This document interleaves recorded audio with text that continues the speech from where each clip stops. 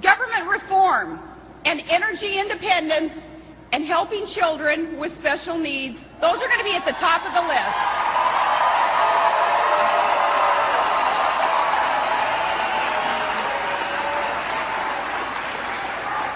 Let me tell you first, I'm going to help reform efforts that are so needed in Washington, D.C. John and I were the only candidates in this race with that track record of actually making change happen.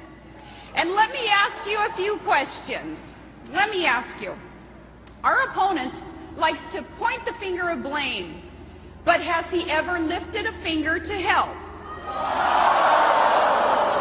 Has he ever reached out a reformer's hand to the other side of the aisle in order to get others to say yes to change? Has he ever told his own party no? When it comes to reform, has he ever once said, "We did," instead of, "I will"? So just yesterday, our opponent told his supporters to go out and argue. He wanted to rally them, saying, argue with those who disagree with him, and he told them to get in your face. And you know, that doesn't sound like the politics of hope or the politics of change to me. It sounds like the worst of politics, politics as usual.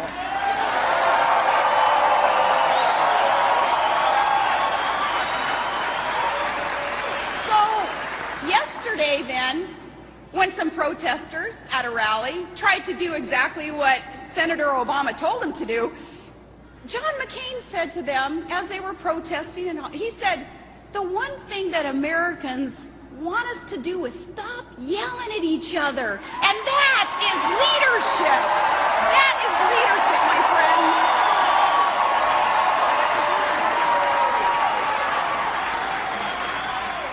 The second thing I'll be leading in a McCain-Palin administration is the mission of energy independence.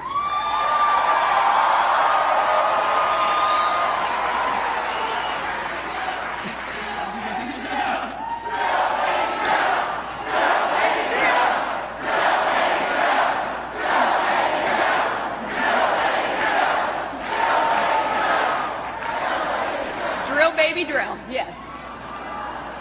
Here in Minnesota, those high gas prices, it's making a full tank at the pump feel like a luxury, and that's nonsense. The cost of living is going up. The cost of groceries is going up.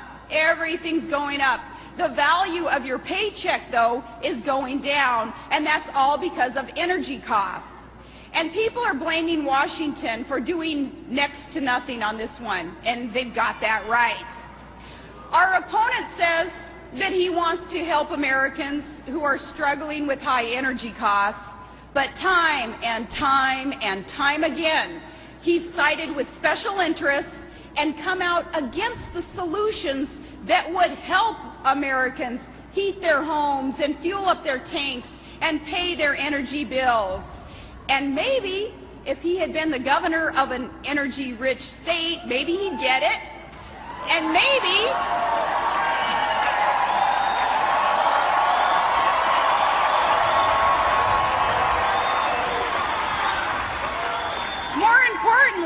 maybe if he'd been on the front lines of securing our nation and securing our nation's energy independence, then he'd understand.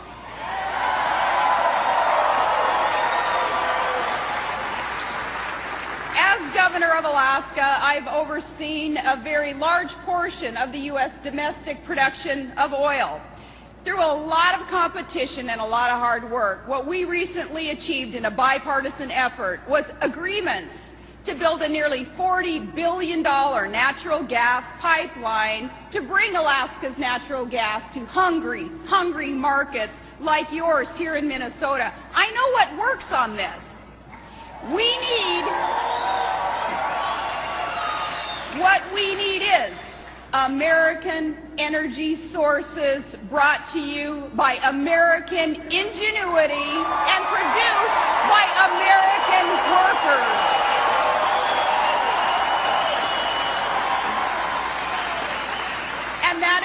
I, as Vice President, I will help John McCain expand our use of alternative fuels, and we're going to expand the use of nuclear energy also.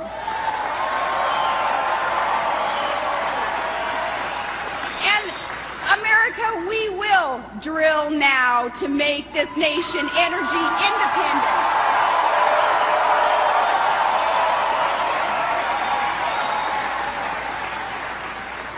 Finally, friends, helping families who have children with special needs, it's always been very near and dear to my heart.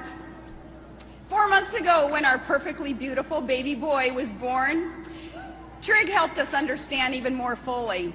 We joined many American families that know that some of life's greatest joys sometimes come with unique challenges.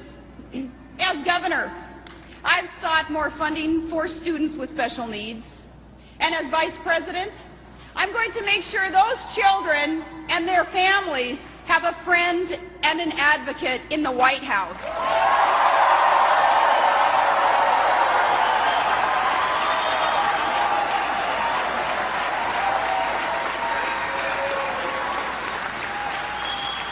That is because John McCain and I share a vision of an America where government serves the people, and an America where every child is cherished and provided opportunity.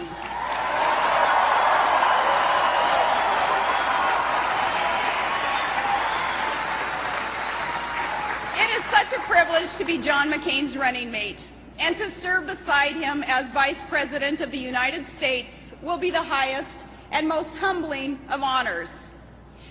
You know, our opponents, they've been going on a lot lately about how they'll always fight for you. And since my running mate won't say this on his own behalf, I'm going to say it for him. There is only one man in this election who has ever really fought for you.